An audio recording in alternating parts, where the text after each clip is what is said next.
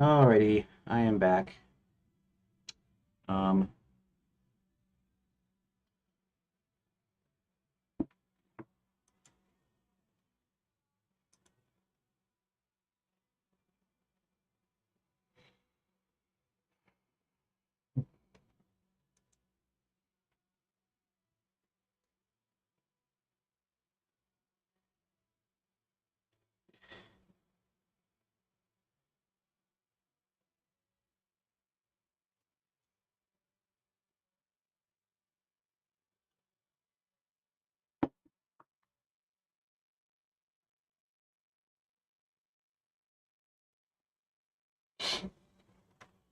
I don't know if I have anything that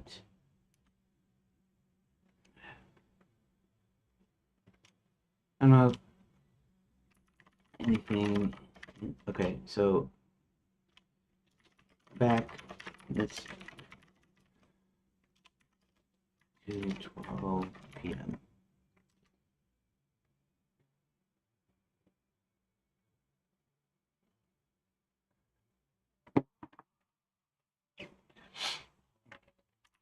I don't even believe I have any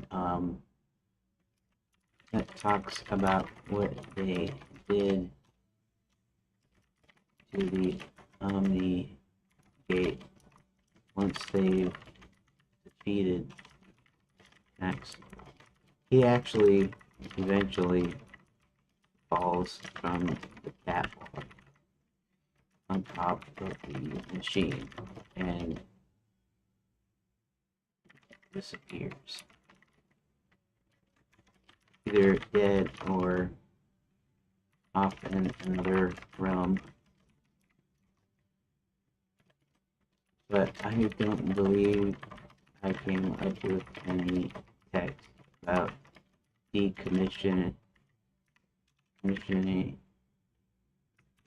or even destroying the machine.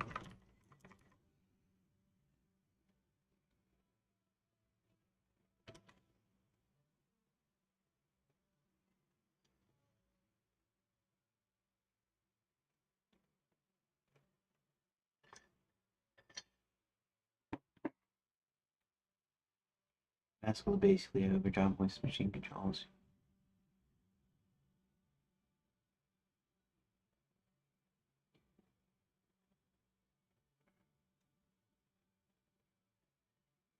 Capable of opening multiple.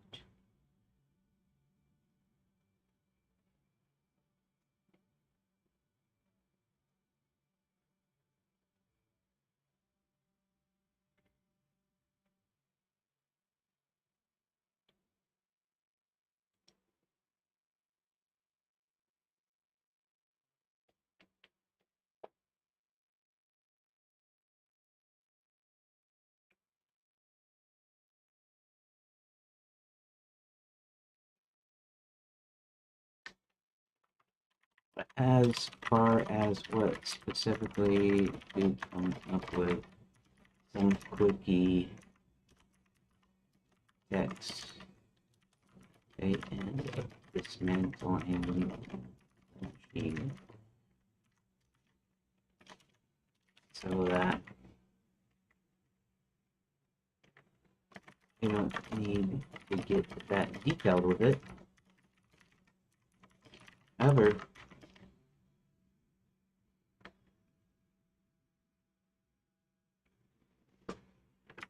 there could be several open threads or unresolved plots. I'm not for seeing necessarily building a sequel, but the real king missing boards and an opportunity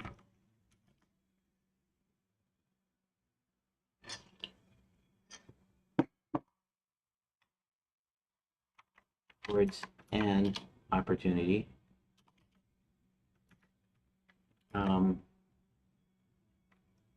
Max missing also has a possibility, and as well as the machine not being truly destroyed.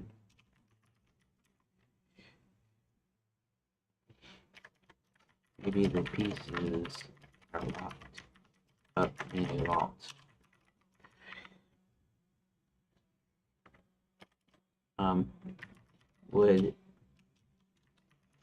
Would it be,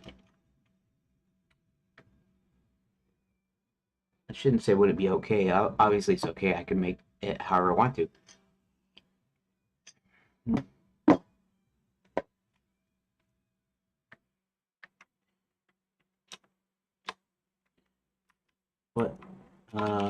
What would be the obvious result?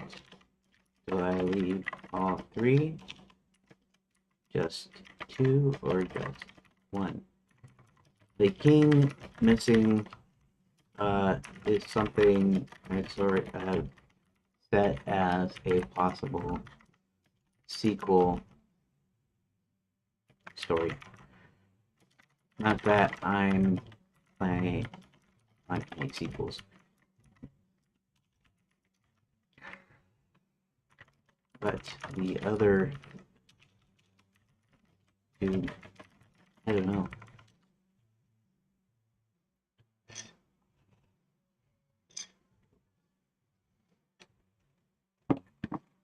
Guy, this is a smart spot to think about. So you're not planning a sequel, but still want the ending to feel satisfying while leaving a few natural what-if threads. There's my take on the obvious, cleanest result. Keep it relatively simple and decisive. Like one or two light open threads instead of three. Best version, the Omni Gate is partially dismantled rather than completely destroyed. Hebert with the help of other wizards or civilians just down. They physically break apart the most dangerous components, especially the spinning spherical core and the embedded devices. Pieces are then locked away in a heavily ordered vault, deep under Wizard University or the castle. So this feels realistic for something that powerful. Max is officially missing, presumed lost in another realm after falling from the cab. Nobody has found this is the cleanest open thread. The king is still missing. You can mention it briefly as an unresolved mystery that Hebert says they'll keep investigating, but don't dwell on it. Okay. It gives closure on the immediate threat. The machine is no longer in operation. The pieces are locked in a ball feels like a proper heroic fantasy ending without being too final. Max being missing keeps a tiny bit of lingering danger. The missing king is your designated possible sequel hook. Can stay mostly in the background. Okay.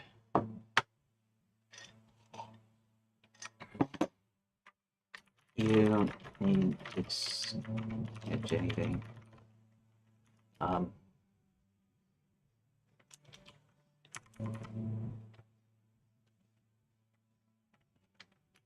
This is enough.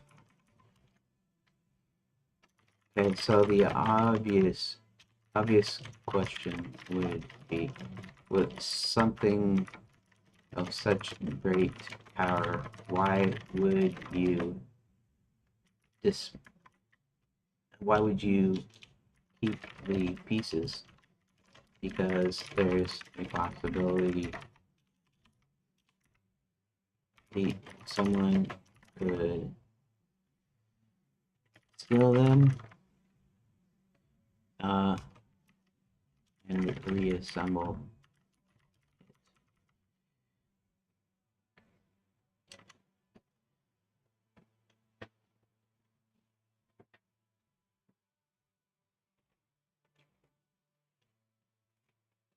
Here's a straightforward truth. If the Omni Gate is that dangerously powerful, then keeping any significant piece around its object would be a bad idea from a security standpoint. Creates an obvious future plot hole. Chekhov's gun. Complete destruction, cleanest, with a hero that fully dismantles and destroys the core, perhaps by overloading it, melting it down with magic, or scattering the hexagonal device in different realms. Sealed and warded away. If you want a tiny bit of lingering threat, they dismantle it. Most of the critical parts, especially the spherical core and the devices, are taken to a deep, heavily guarded, magically sealed vault, perhaps buried under Wizard U or in a pocket dimension. Here it explicitly says something like, no one should ever be able to rebuild this. Scatter. Set to different secure locations across Enchanted Lands or even different realms, so they'd never be be reassembled in one place.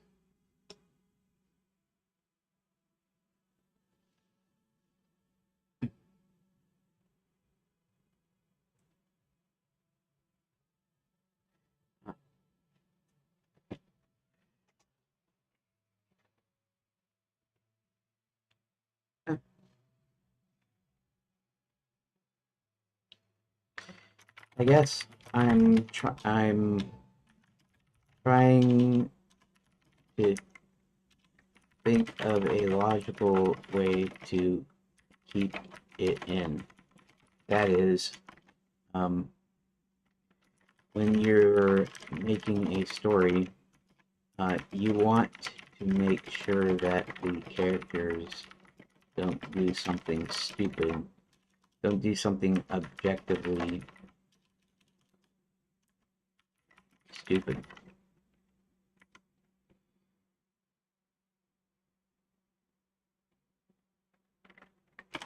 At the same time, you want to leave it open for some other stories, then you have to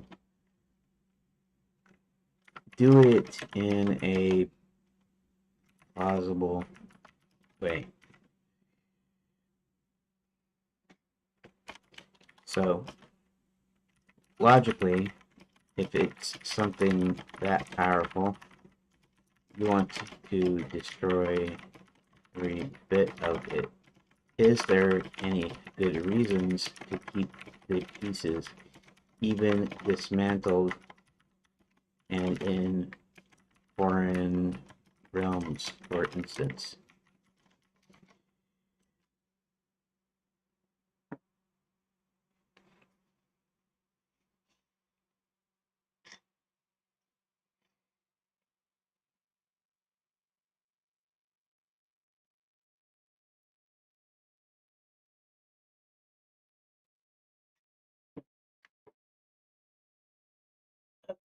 Kind of interesting. It's doing some interesting thinking here.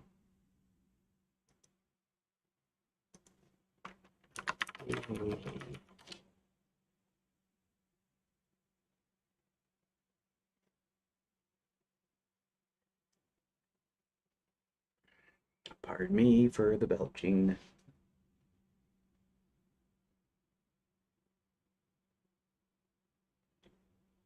Hopefully it's not going around in circles, which it could be. If it is, I'll have to...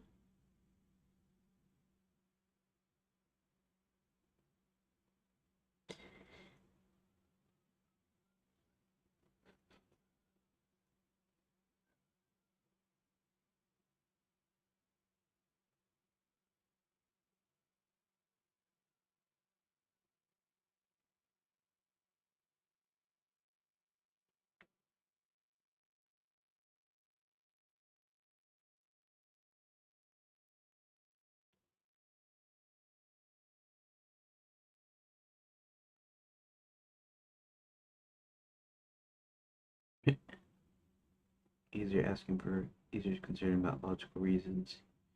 This does look like it's doing a it's getting stuck in a loop though.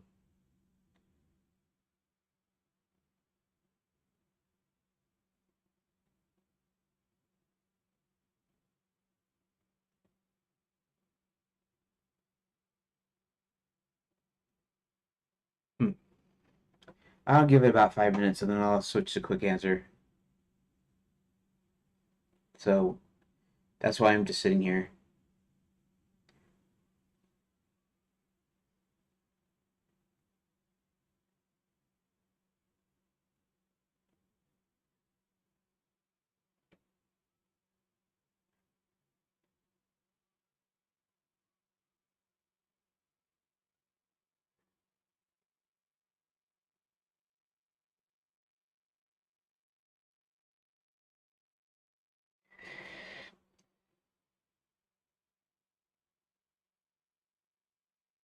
It's almost hitting 3 minutes. I don't know.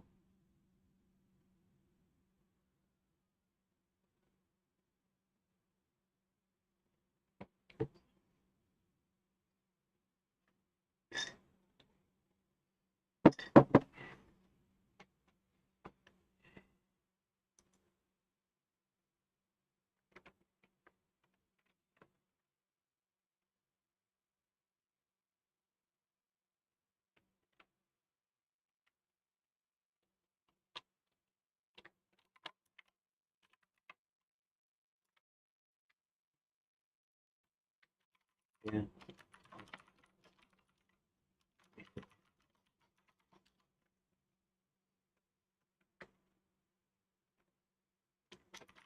So in my game is this machine that can open dozens or more portals into other realms, large enough to walk armies through. So when all is said and done, any logical reasons you shouldn't just completely destroy a device that powerful. Good evening, Rook. Ah, it came up. Ooh, it took a good 5 minutes. So, apparently you just came in here. So I'm discussing. Okay, so before I'm getting to actually getting down to actually creating the chapter 13 pages, there's a couple of things that I've been discussing with Grok. So basically, one of the ways that he searches for Violet on the castle grounds is he goes back behind the castle. Now the behind the castle is essentially the north terrace because north you face north. So when you're at the gates, um, you're at the south of the castle, even though it's the front of the castle. So you're looking north. You're going north. So out the back is the north terrace, right? North terrace is where Max is building his giant Omnigate machine, which is meant to open dozens, if not hundreds, of portals into other realms large enough to walk armies through, right? So it's a super powerful machine. So in the end, our good guys they battle it out. They defeat our bad guys, but the machine is not destroyed. So I'm trying to come up with a good reasoning that you might not want to completely destroy it because if it's that powerful, if it's that bad, you want to completely destroy it. Granted, if you're, I'm not talking about mutually assured destruction here. I'm not talking about nuclear weapons where you have to have as bad weapons as the other country so the other country doesn't nuke you to death or kill you, right? So this is just more of a one off, right? So it's a super powerful device, and you don't want it to fall in the wrong hands, or not that it could fall in the wrong hands, but if anybody reassembled it, it's very powerful, and you don't want anybody to have this power. So it can still power the whole kingdom. No, no, the Omnigate isn't power for the kingdom. It's a machine that will open up multiple portals large enough to walk armies through. So basically, when you get a portal, it's only about as big as essentially your party, right? If they're carrying if they're carrying tickets, silver tickets, and they're holding on to the ticket, and they say the words, and the portal opens. Opens just big enough for them to walk through, right? The tourists. So at most, it's like a few people can be a crowd of people. If they all have magic tickets, this Omnigate can open up tons and tons of huge portals. So uh, it's super powerful and probably should not be used because the only reason to use it is to basically go in and conquer other realms. And so my idea is like, okay, what would be a reason not to completely destroy it? Because logically you would. I mean, if something's that bad, you don't want anybody to have it because it's that bad. Why would you logically keep? Why would you like? Let's say you dismantled it and you place it in other different parts of the kingdom, and nobody could ever hope to rebuild it. But there's also like a slight chance there, right? That's one way you could do it, but why would you do that, right? If you don't want anybody hurt by this thing, why would you not just destroy everything, right? That in itself is the reason, right? Unsaid logical rule of keeping your options open and not trusting the illusion of indefinitely peaceful future. Yeah. So yeah, maybe That's kind of thought, yeah. I mean, especially if it was a pure weapon, that would be a good reason to keep it just in case somebody else has a more powerful weapon. This is a little bit different because the idea is you can march armies through it. So, although um, now the thing is though is the machine could still create a large portal without actually needing somebody holding on to a ticket, right?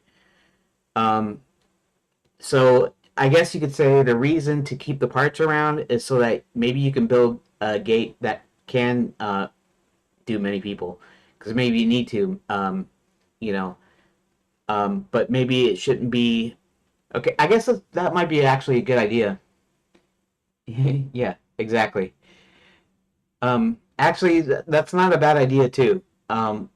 Okay, so the idea is you dismantle it and you make sure that they can't rebuild the device or the machine as uh, as constructed, but they can still use the parts and build like maybe like a single gate, right? One of my ideas was actually using a single gate, like a Stargate kind of thing. But so if you needed to go into another realm and you needed a large amount of people, maybe you could use this device to amp up that because the normal portal magic doesn't isn't that powerful. You need some power behind it. So so in that way, the idea is that it's not you can't rebuild it as the machine is as it is, but you can still use the parts to build a machine or machines. One critical component is very, very close to the royal family from generation to generation. Options for later expansions. Yeah, yeah. The real king is actually lost somewhere. He was he was replaced by this by the fake king, and then so I'm actually leaving that open. In fact, okay, I'll go ahead and tell you it's almost kind of like spoilers, but it's not really because I'm not necessarily planning a sequel or anything like that. One of my earlier stories had to do with this king and queen that sent their children to different realms, right? Because of some massive threat, and so um, I had one story called the Seventh Gem, where um, where they needed all the gems, and but the gems actually happened to be the sun's, um, and so they basically hid them away in different realms, um, and so the idea was that they didn't know who their real parents were. Their real parents was from this kingdom here, and so I kind of carried that over into the current dealie. So yeah, I know you didn't mean the other word there. Uh, anyways, so the idea is that John is not just he's not just from our realm. He's actually not from our realm. He's actually from Enchanted Lands. But when he was a baby, he was sent to our realm, uh, just in case, you know. And now, I don't know for what threat or what deal. In fact, the threat can be different than Max. Uh, it can be something completely different, something that happened way back in the past. Um, but the idea is he's actually the king's long lost son, the real king. But the real king's now lost, and so a possible sequel can be. I say possible because I'm not necessarily planning a sequel. I don't even know if I'll get through this here. I'm not even sure if I'll get through, get past phase one here. But I'm real close to it, so I think I will. But um, so the idea is he's gonna search for his dad or search for the king, anyways, and he's gonna find out that he was his actual dad and that he's not from our realm. He's actually from Enchanted Lands. So so yeah, keeping component. Anyways, I have some like extra ideas for that. Critical component, very close within the royal family from generation to generation. Sure, and that might be something he has on him. A coin. Some original ideas for this one was that he had either a necklace that had some quicksilver in it, or he had a coin like an old coin, or something of that nature that helped him get into Enchanted Lands. Even though I changed that. Eventually, I changed it. Okay, so let's see. Exact tension you're feeling. Here is the most logical in-universe reasons the characters, especially Hubert, would choose to keep the dismantled pieces instead of totally destroying them, without the decision feeling stupid. That's actually what I told Grok. I said, you don't want the characters to do something stupid. You've seen it in lots of movies. They just do the dumb thing. And you're like, why did you do that? Why didn't you just shoot him, or why didn't you just do something earlier? Why would you keep that thing around? Why would you do that in the first place? Because there's tons of stuff, kind of bad writing and stuff, and so I'm thinking, yeah, I don't want my characters to do something stupid, but I want maybe a logical reason why he keeps the pieces, so that it's not really a stupid decision. It's a premeditated decision of doing something that's risky, right? See, Hubert wants to study it. He's a wizard. His whole personality is halfway magic plus curiosity. He gets his magic back, so it wouldn't be halfway after that. But studying is probably a good idea. He would insist on studying the text so he can understand exactly how Max built it and create permanent wards or countermeasures that make rebuilding impossible. There we go. That's a good one. And then that still opens it up for somebody getting a hold of it, right? Yeah, that's not a bad idea. Uh, the core still contains Hubert's stolen magic or the scepter. That was the other thing. The scepter. Okay, so my idea for the scepter was just that he was using that as a way to test out his little device. His device no longer needed somebody with intent saying these words of where you wanted to go while holding a piece of Quicksilver. Instead, this device would tune into the frequency of whatever realm you wanted to go to, as long as you knew it, or at least you could test it to figure out what leads to where, and then you could open a portal to wherever you wanted to, and even though it doesn't need Quicksilver, the whole machine needs a bunch of Quicksilver because it to be able to do this at scale, uh, it needs unimaginable, magical power, right? It needs a ton of power, and so that's why he's still mining the Quicksilver, even though the actual device that does the portal opening doesn't need it. And so, yeah, so he does that. Let me think what I was saying. Oh yeah. So to test it, he sneaks into Wizard University, sneaks into the trophy room, and he opens the trophy case. He opens a portal into the trophy case to grab the scepter without tripping the wards that Hubert already established. Hubert's the advisor to the king, right? He's essentially the chief wizard of the whole kingdom, basically.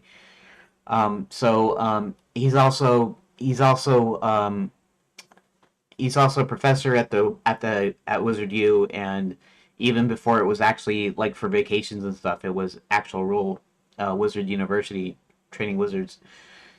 And the scepter was essentially a trophy from inter-realm collegiate games, right?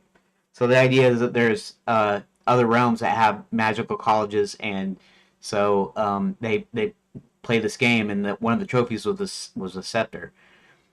Um, So he opens a portal, a tiny portal, using this device, and he gets it. And then my dad said, it should be important. The scepter should be some sort of big deal. And so I'm thinking, well, actually, I could make it part of the something to do with the royal line. The scepter is actually John's, because John is actually the heir to the throne. He's the actual heir to the throne, not just they have a thing where they kind of elect their kings, sort of.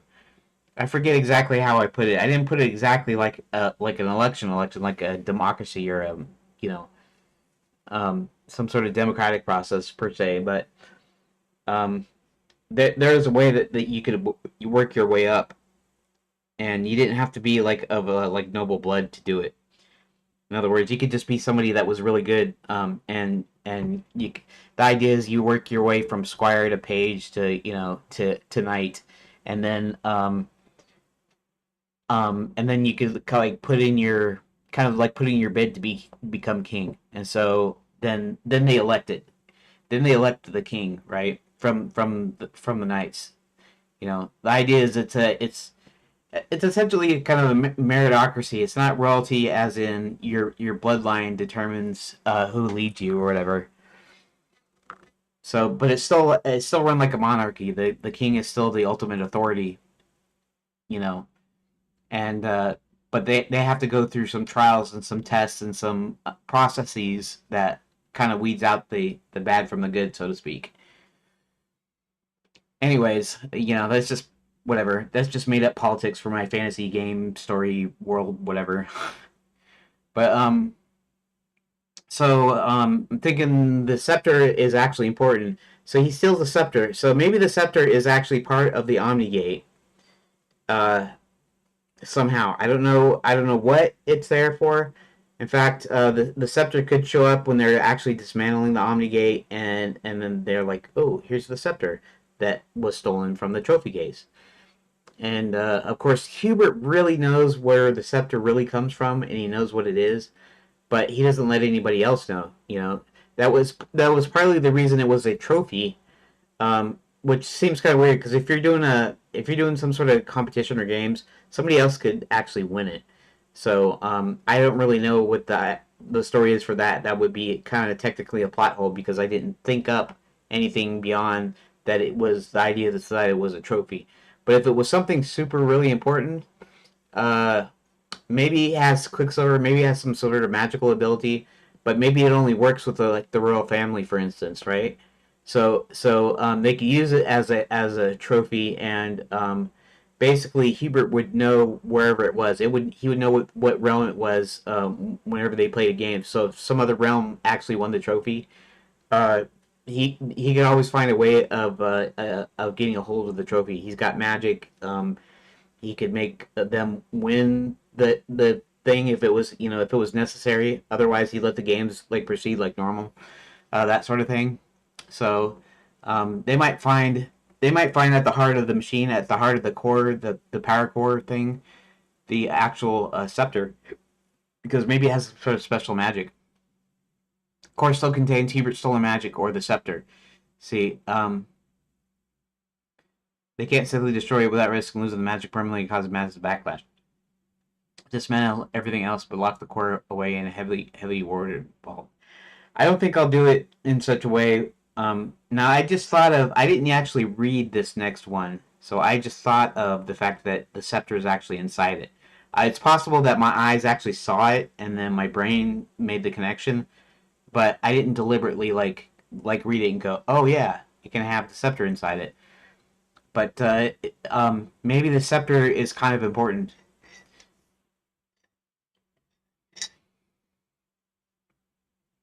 Interesting. Practical magical limitation. They discovered the hexagonal devices are almost indestructible, but that smashing them would release uncontrollable Illuminati energy and rip open random portals. The safest thing is to separate and hide the pieces. That's not a bad idea either. Like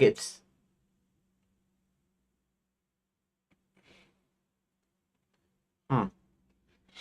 It's like, but how would you know that? How would you know that unless you try to destroy it, right?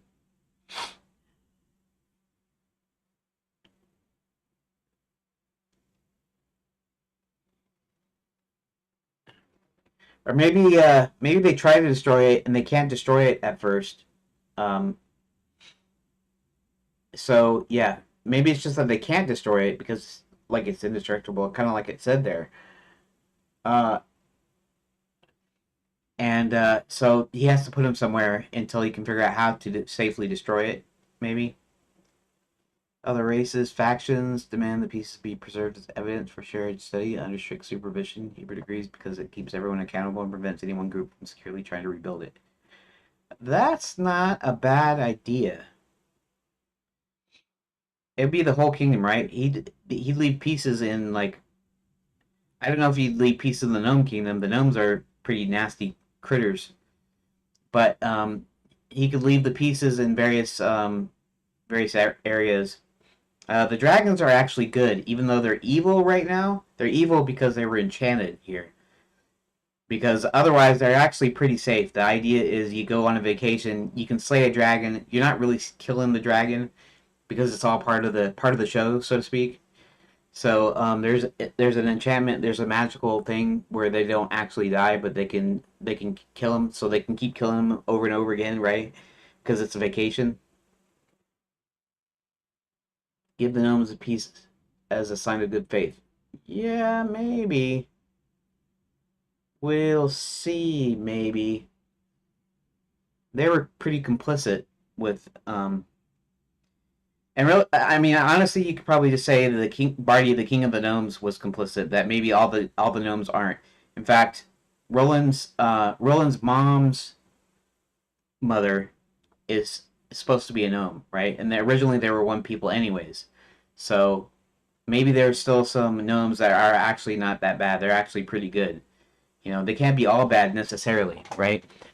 For the most part, they are, but there are a few that aren't, and they're kind of obviously the odd gnome out, so to speak. But they're not non-existent, right? That's not a bad idea. Political alliance reasons. Other races, yeah, maybe he threatens to put them off in some realm where they can't do nothing. Uh, you know, Sort of like a jail, right?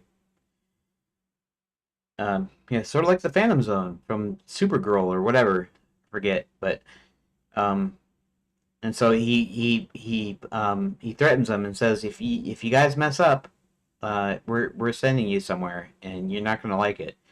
And so they kind of reluctantly agree. Yeah, could do something like that. Long-term safety through scattering. They deliberately scatter most of the dangerous components in different secure vaults or even different realms, each guarded by different groups. That way, no single person can ever reassemble the whole thing.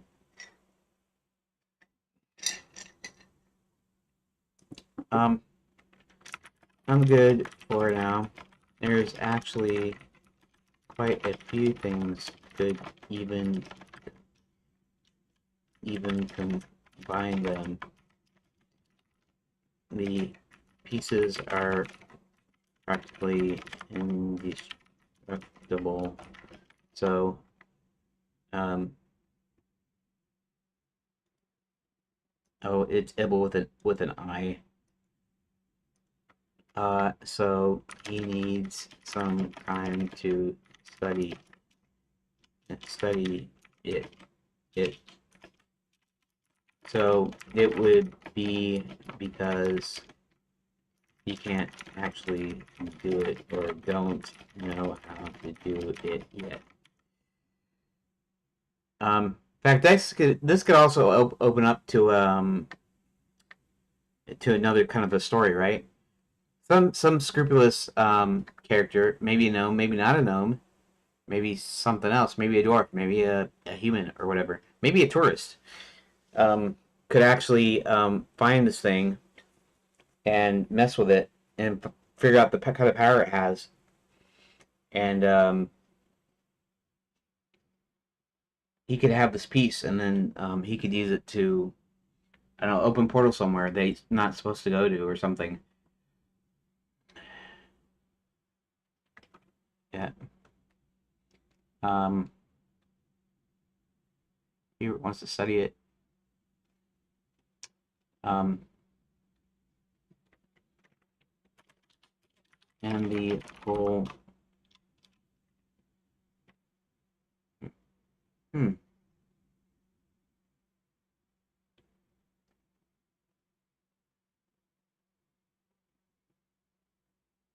political.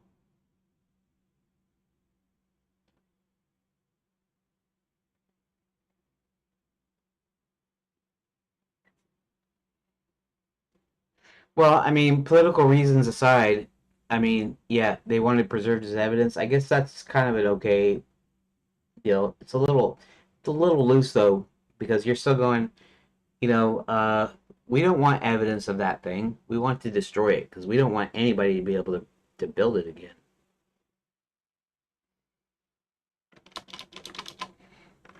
Um, or maybe they could use the pieces to build a large gate, not anything like the Omni gate, but more like a Stargate setup to where uh,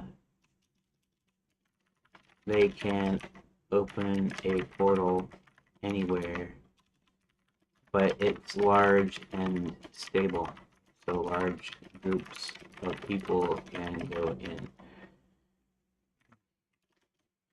Um, so maybe the idea is for defense. It will never be reassembled into the Omni gate, but can be useful.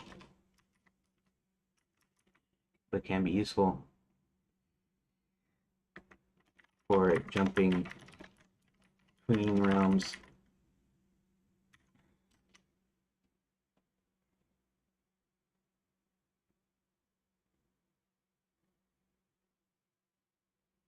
It wants them to study them. They decide not to rebuild it, but they could potentially repurpose some of the safer components in a much more limited, stable single portal system like a defensive Stargate style gate. This new gate would be for controlled travel between realms, used for trade, defense, or emergencies, but nowhere near as dangerous as the original Omni Gate. That's actually not a bad idea. Feels logical for the characters, especially Hubert, and leaves just open thread without screaming sequel bait. It also gives you flexibility later if you want to do more stories. Yes. Actually, I'm good with this. Okay. Maybe I'll put it in my notes. AEV dump file. Here we're gonna say that. No, this one. Okay, here we go. Um,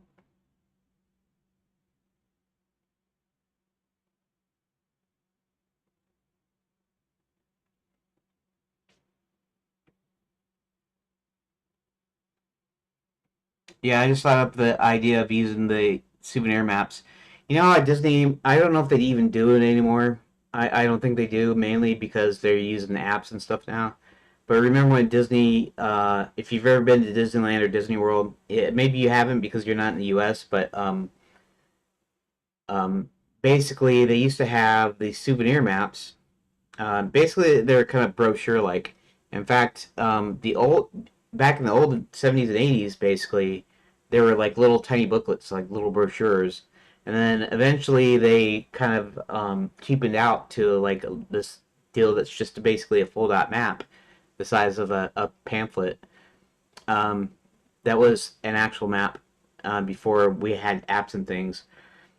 Um, and it's kind of weird. I almost wouldn't take that away, even though we have the app and stuff.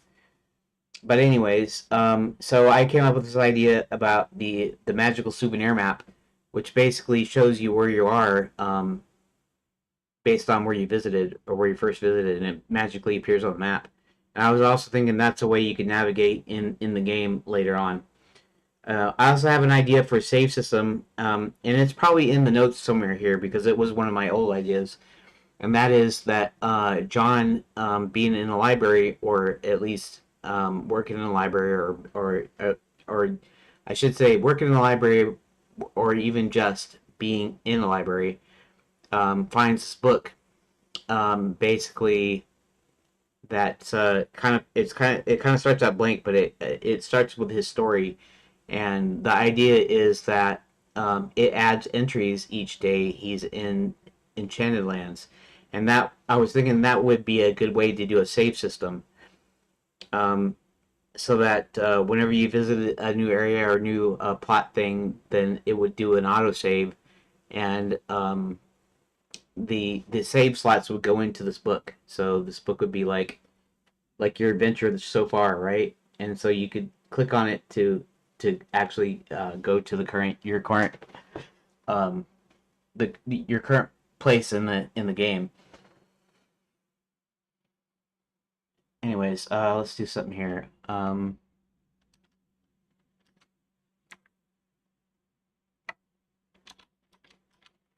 At the end, they decide to dismantle the Omni Gate. Hebert wants to study it. The panels, i.e., portal devices, are almost indestructible, and they're able to repurpose some of the machine. Why is that? Why would that be wrong? Repurpose. It's repurpose without interesting part, and it should be part of the machine. The machine into single single stable gates, various realms.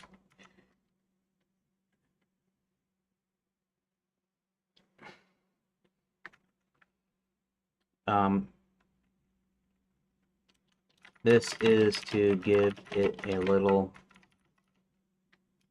open thread for future stories. Okay, I'll just leave it like that. That's fine.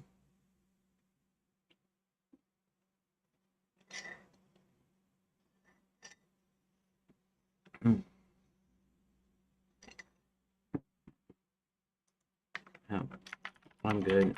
I need to start making pages.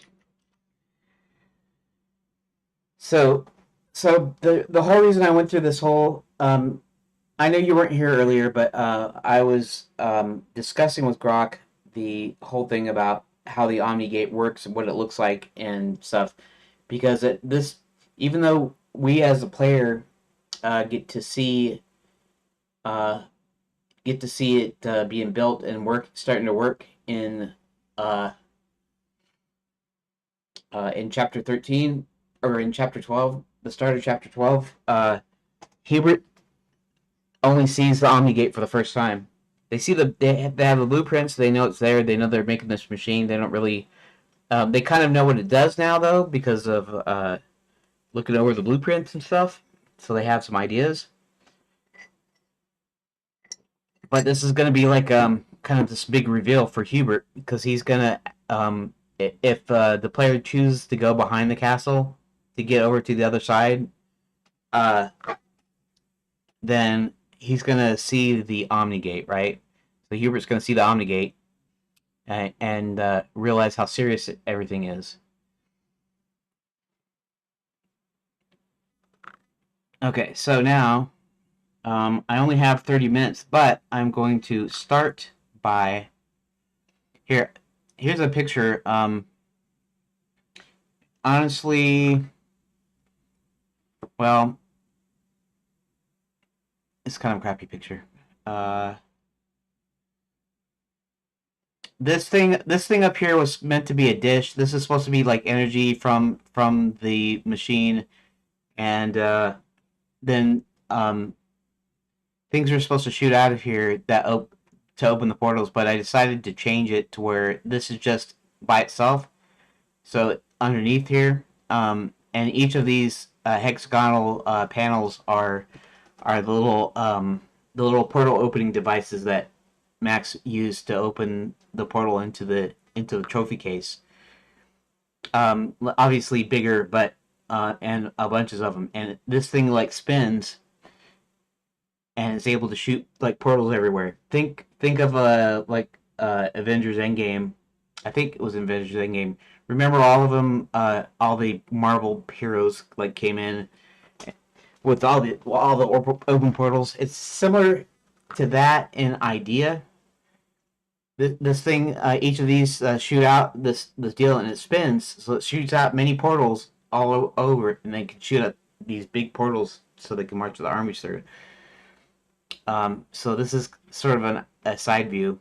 I know the drawing is really crappy, partly because I don't have good control on the tablet, and so something I have to work on, I guess. Let's see here. Okay, now let's go into here. We're gonna start with this. Okay, Sir William flies off, heads back.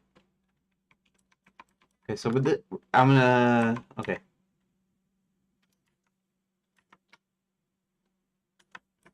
We're gonna copy these. Actually, we're gonna copy this whole thing. Control C, and of course, I'm not gonna delete it until later, so that that I have the original there. And this is going to be rearranged. He then flies off, heads back toward the bats in the belfry. He starts systematically searching the grounds for Violet, taking care not to be seen. Um,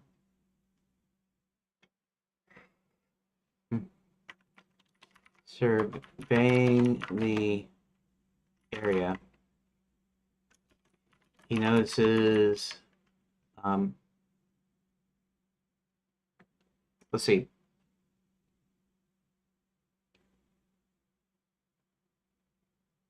This is kind of hard for me because I'm trying to tell the player that there's going to be three choices,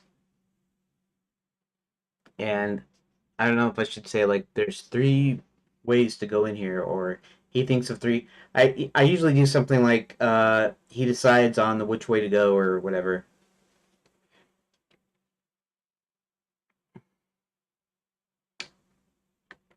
He realizes he can either go around the back of the castle. He could also go go into the castle near the ticket counters.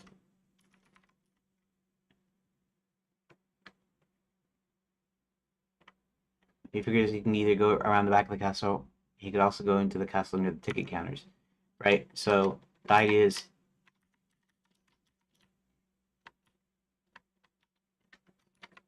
hit one to head for the north terrace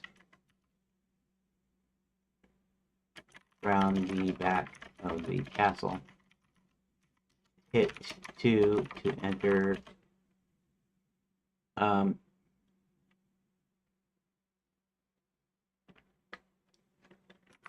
service door next to the ticket windows. Okay, so that's two. Okay, so now I need to make two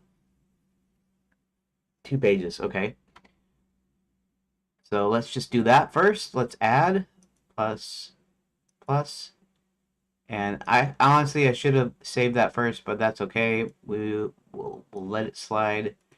I'm actually gonna put this. I'm gonna put these down here, so I can just kind of get a good amount of room here. So we are going to name these. I'm going to sign up for ChatGPT Plus for a month. Let's see. Oh, Greggy's asking me something. Greggy and me has a Discord. He like does art. He does animation by trade, and he's also making games. I was going to sign up for.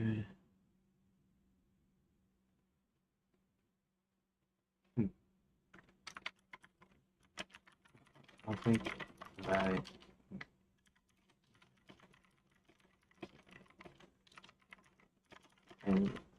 we found out that it wasn't work for what he wanted.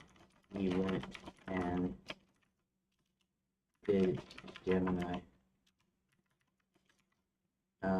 They really dropped the price down, and now he doesn't know if he's going to use that, but it's already paid for.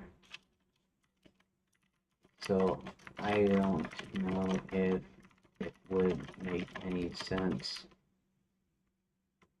to do so at this point. Okay, anyways, let's go back to the deal. Okay, so we'll call this okay, so let's copy the ID here. Copy. And we're going to rename these. Paste. Okay, and I'm going to call it something else though. I'm going to call this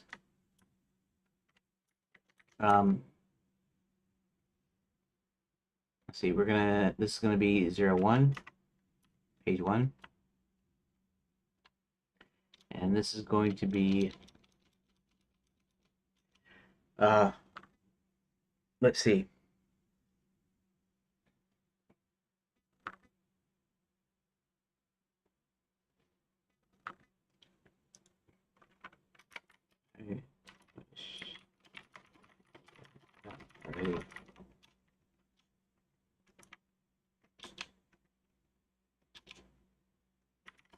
Already. Because I kind of anyway, it seems to be the it seems to work the best for what, but that's okay.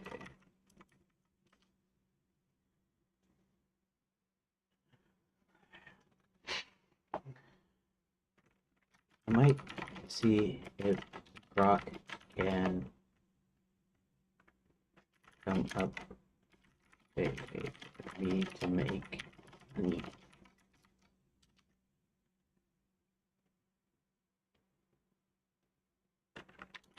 Almost too late, but you can still get in on the ground floor.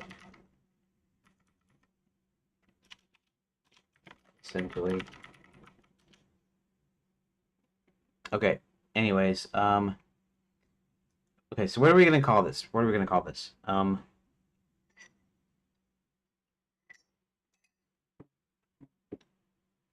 The backside of water. There's no water there. So be like the backside of castle.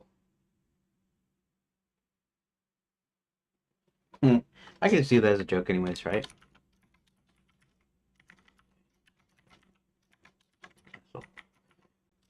This is if anybody ever seen it, they're not going to see this title, honestly.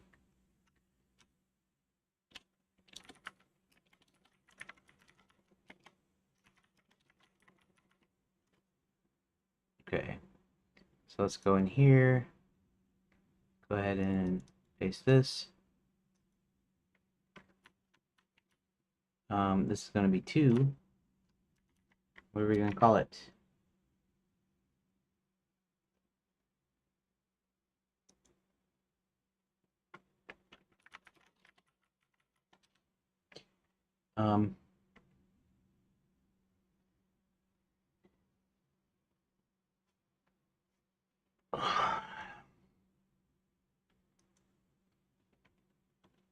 Okay, so this is wait a second. No, it's not title 2, it's title 1, it's page 02. And it's going to be called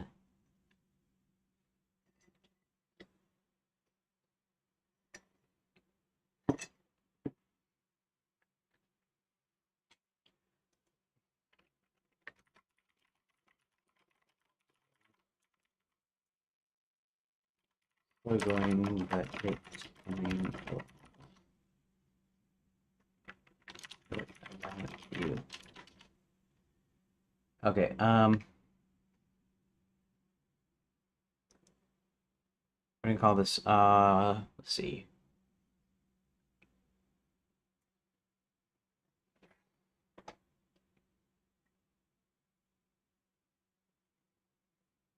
He's just going into the castle, so I'm trying to think of what would be a good, like, kind of title. If you're reading the title, going in, going, going in. Say going in with, but going in. We'll just call it going in. That. And then we're going to copy the chapter. The 13, Terror in the Skies. Copy. We're going to paste that. Paste, paste, paste, paste, paste, paste, paste. And paste. Okay. Control S. Save room data. Okay. There's no link there yet. So let's go ahead and go to the door here. And we're going to copy the door. Copy. And we're going to put the door in each of these. Paste.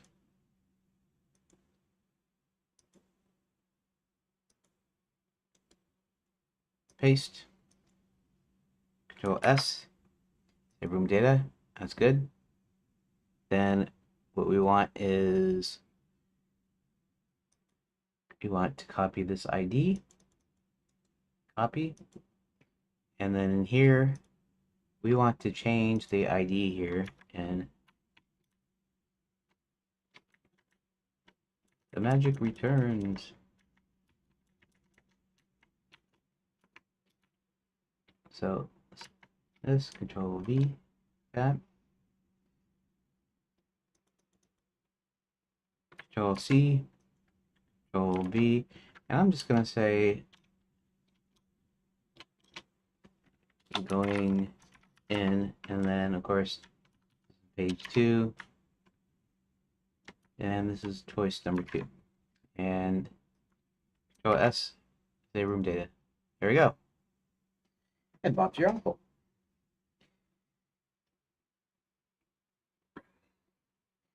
Okay. So then the next thing I want to do is going in is going to have it's going to have 2 choices in it too. So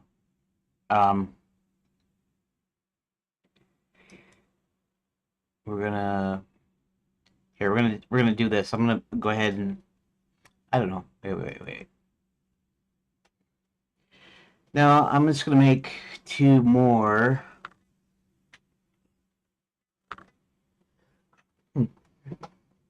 Now this is the title page that eventually goes to the magic returns. Violet comes out of the east gate of the castle toward the east side train depot. Here confronts Violet. See. Okay. So this is going in. This is going to have 2 more. So we're going to add 2 more points of interest. 1, 2. We're going to put that down here.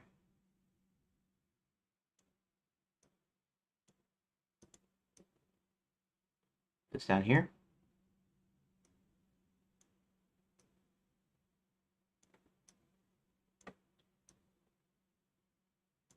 Okay, we'll do that. Let's make this wider. That way, I don't have a problem here. Okay. So let's do this now. Okay, so we're gonna. This is chapter. We're gonna go ahead and paste the chapter here. Paste. Nope. Control Z. That's not it. Okay, that's all right. Here, let's just copy the chapter. Copy.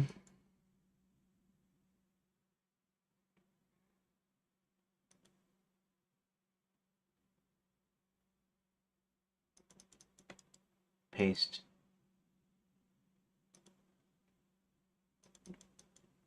Paste. Okay, let's go ahead and copy the ID here. Copy.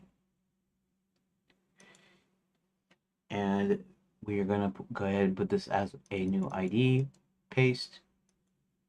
We're going to call this page 3. And it's not going to be going in. It'll be now we're going to presume that Hubert knows his way around, so no thing of like trying to find something or not knowing where he's going.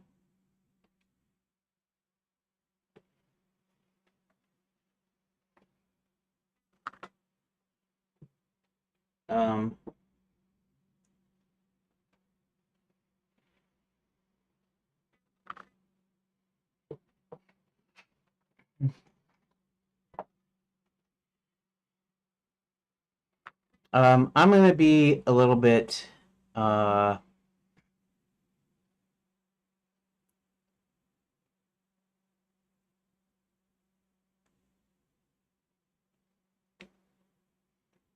service corridors, service corridors.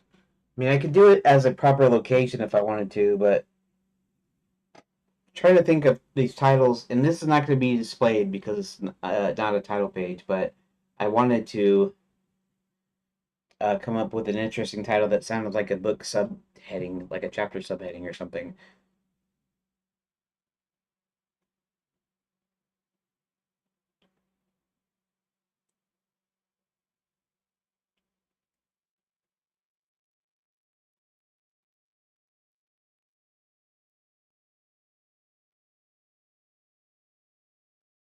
Full service, straight to the surface. I kind of like that. It's kind of long, and all it really means is full service, meaning partially just meaning the fact that he's going through the service tunnels, the service corridors, and there's going to be like service quarters and this sort of thing. And then to the surface means it's going to the east train depot that goes to the surface.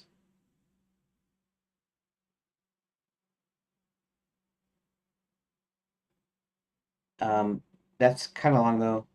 Full service straight to the surface. Service to surface. We'll do that. Not great, but it'll work. Service to the surface. There we go. And we'll call it service to surface. Service to surface. This has actually got to be page 3. Right? Page 3. Oh, it is page 3. Okay, I just made it page 3. Okay. And then copy, and let's make this page 4.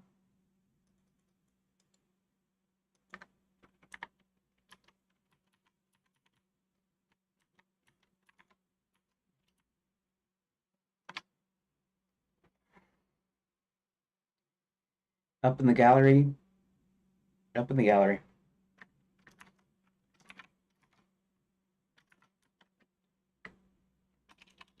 Up in the gallery, up to the gallery.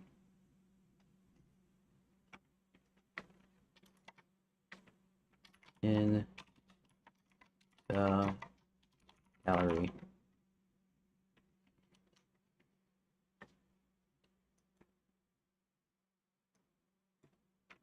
Up in the gallery. Okay. So now we got page 3, page 4. I'm going to say room data. Okay. The next thing we're going to do is we're going to copy this door. Copy. And we're going to paste this door in here. Paste. Okay. And then we're going to do the same thing in here. Paste. Control S. Save room data. That's good. Then we are going to copy the ID here. Copy. And we're going to put this in the store.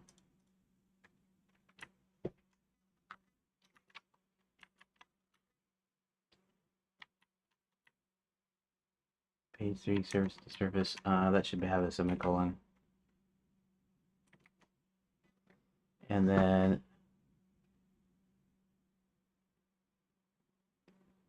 we're going to copy this. Copy. Paste. And that's going to be this one up in the gallery. Copy. Let's go ahead and put it in here. N. Control V. So 4 up in the gallery. And that's going to be 2. And we're going to save room data. Awesome. So that might be all that we need. I don't know if I'll need maybe another thing. They're all going to go to the same place. Okay. So let's just count this real quick.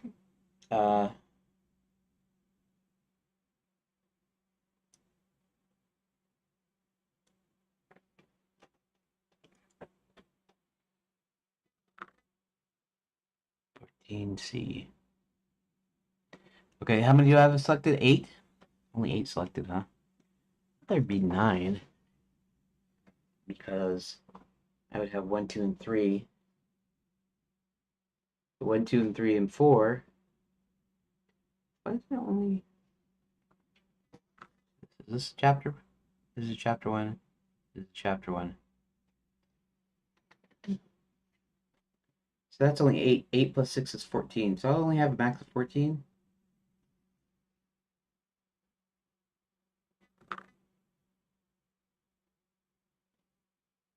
I actually have one more. Oh, one more would have been 13. One more makes it 14. So 10 plus 3. So I have 6 down there below. I have 4 already existing. And then I would have had 3. That would have been 13. And this would make it 14. So that works out fine. Okay, so that's just 14 already. I mean, it'll be 14 with the full final 6. Oh, that's right. That's why I said that I was wanting an extra choice in here. So 14 would make it to 16 and 17 if I added another choice there at the on the one where he goes behind the castle. He's gonna have to duck out. Maybe there's a garden back there. There's a door. He's gonna have to make his way past. Maybe this is a good chance to use a spell though. Could do a couple of things. Could make a thing where he uses a spell, because any spell that he uses almost will be effective in doing what he needs done. He just needs to um, kind of get rid of them somehow without doing anything. So even if only half his magic words, he can do like a teleportation deal. Uh, so you can either do like teleportation would be one. Um,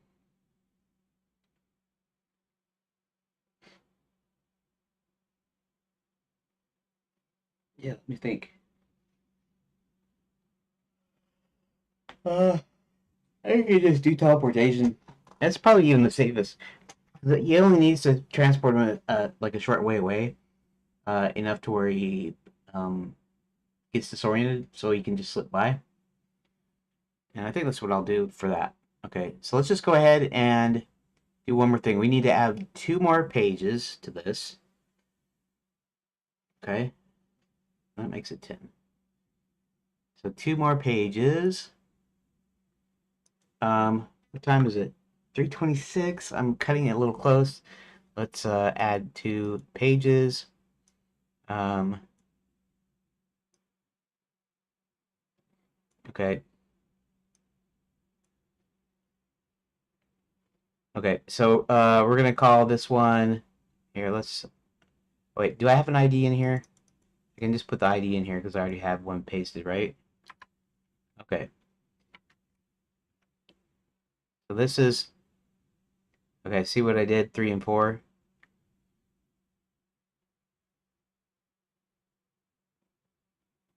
Mm,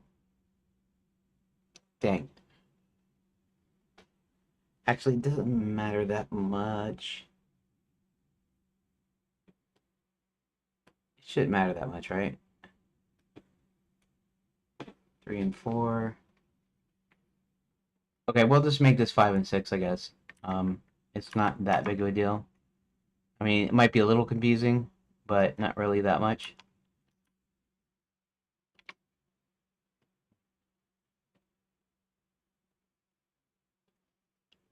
Trippy McTrip. Um,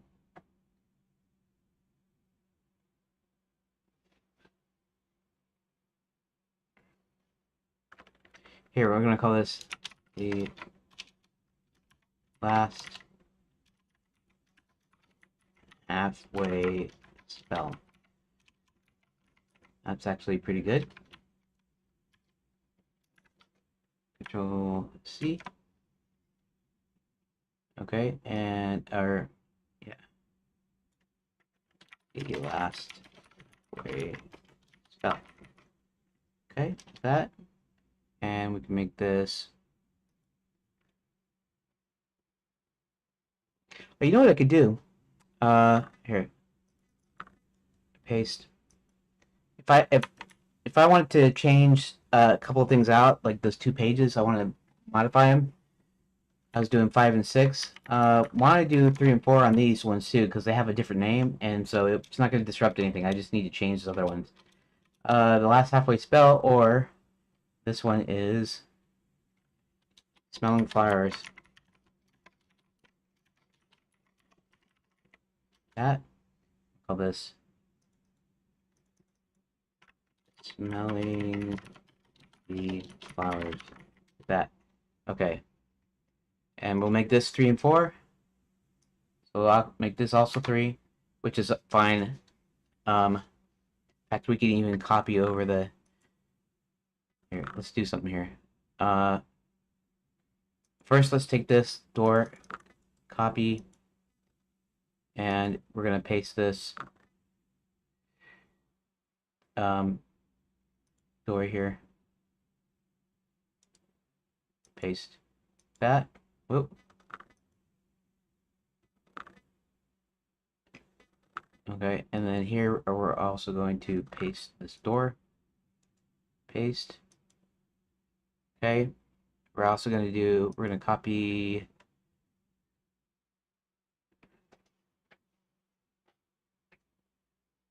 Wait a second. Oh, right. Okay. So then we're going to take this, copy, and we're going to put it over here.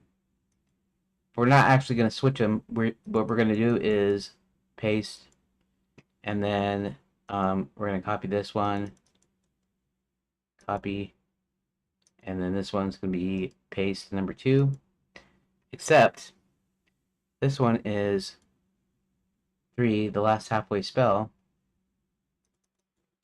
copy, and then under destination, go B,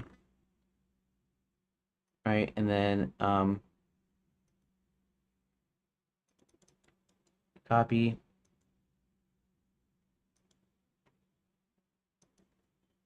and control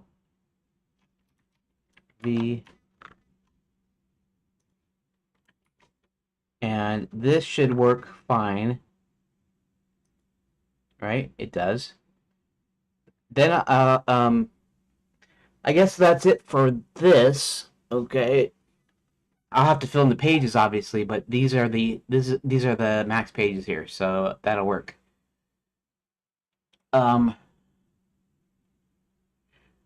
Okay, let's do the thing where I fix the deal. I'm supposed to be off right now, but hopefully I can switch these around easy enough here to read 5 and 6. So we're gonna go to we're gonna go to rooms. We'll check out layout data afterwards. We are in chapter 13.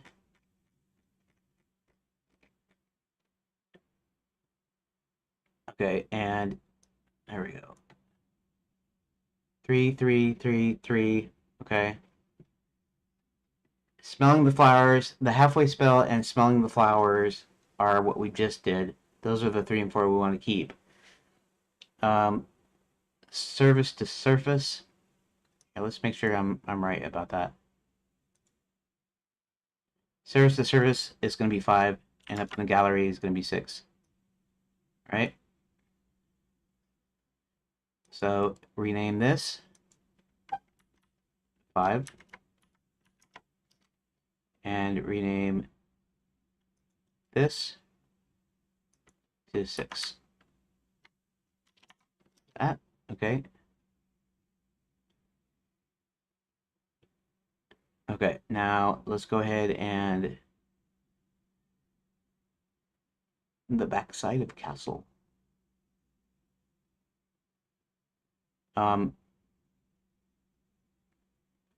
Okay, so what's this one? This one's going in, so going in is going to be the lead. Okay, so let's go to back to the deal here. Let's take 5 and 6. One text editor, and we're gonna call this 5. Okay, Control S, and 6. We're gonna call this 6. Up in the gallery is 6. Okay, 5 and 6 like that, and then I have to open going in. Where's going in? Going in, right? It's right here. And all I need to do is change these from 5, 3 to 4 to 5 to 6, like that. Well, I mean, 0, 6. 5 to 6, right? Okay. S. All right.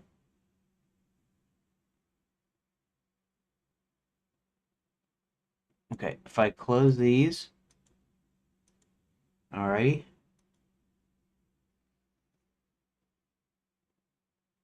Let's go ahead and file, reload, save scene. Why? Oh, I know why. Okay. That was kind of dumb of me, but that's okay. I mean, I can fix this. I forgot to do the layout tool, so let's just go ahead and save it so it actually saves the metadata, and then I'll have to go back into the metadata and fix that. So let's go into layout tool data, then let's go down to 13, and it says 3. Okay, service to service is actually 4, so we'll delete the metadata. All right, 5 and 6 up in the gallery, and we'll delete this metadata. Okay, then we'll go ahead and file, scene, reload, save scene. Okay, and it seems to work. I'll have to fill in the pages tomorrow or later, whatever the next session is. And I want to thank you guys for watching or listening, and I will see you the Gamedev later tonight.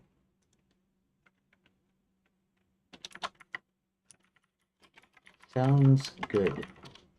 Okay, so that about does it. I want to say thank you. Actually, you know what? I'm going to do my little recording that I don't sometimes don't get to. So let's do that just before. Okay, so today is Friday, March 27th, 2026, and today I had long discussions with Grok about the way the Omnigate is supposed to work and various other things about getting into the castle. I decided that for one thing, instead of three choices, we're going to have two choices. One is you're going to go in through a essentially a side entrance. It's an entrance on the west side near the ticket counters that actually get you into the castle. So if you do that, then you have two ways to go. You can either go up a level into the gallery, which is like an indoor open courtyard to get through to the other side, to the east side, and then the other is through the servants' quarters. Um, and then you can also go around the back of the outside to the north side, and then I have actually two ways to go there. One, he's going to cast his last spell, which is to teleport a guard halfway so he can get by, because it doesn't need to work completely correctly. Because he's only going to cast him, he's going to only teleport him not very far, but far enough that he can be away from the guard's watchful eye. And then the other one is he's going to stop and smell the flowers. So there's a garden back there, and so when a guard is doing his patrol, he's going to duck down as if he's smelling the flowers, and then the guard doesn't really notice, and he's going to slip by and he's going to go back. And so that way, I have 6 pages here, and I got 6 pages coming for in beat what is this in beat this is beat 2 and beat 3. Beat 3 I have 6 more pages. So that's going to be 12. 12 plus 4 is 16. And so we're going to have a total of 16 pages with just perfect in the chapter amount of chapter pages. And I made the links and all the pages, but I haven't actually filled in the details, which I'm going to do next time. That's about all I did. Okay, so I want to thank everybody, John and Rook. Thanks for joining in, and I will see you on the next session, whether that be tonight, the weekend, or next Monday, or I mean, we'll see. Um, I I might need to take some more breaks and do some yard work or something, so I don't know. We'll see. Anyways, thanks, and I will talk to you later. Thank you for watching part 2 of episode 280.